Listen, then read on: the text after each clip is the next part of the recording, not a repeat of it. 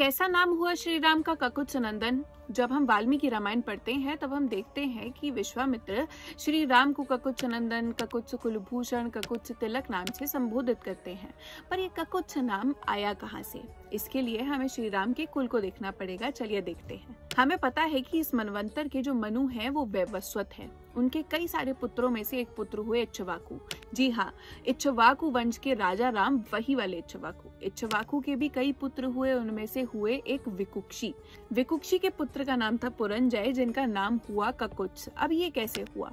एक बार देव असुर संग्राम में विष्णु भगवान ने इंद्रदेव को भेजा था पुरंजय को बुलाने के लिए, उनकी हेल्प लेने के लिए।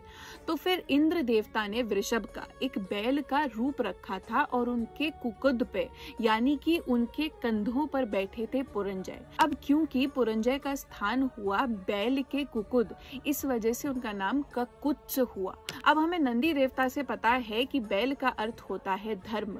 जैसे पुरंजय धर्म के ऊपर आरूढ़ होके, धर्म के ऊपर बैठकर धर्म के साथ युद्ध लड़ने गए और वो जीत गए, वैसे ही श्री राम अपने हृदय में धर्म को धारण करके चलते हैं।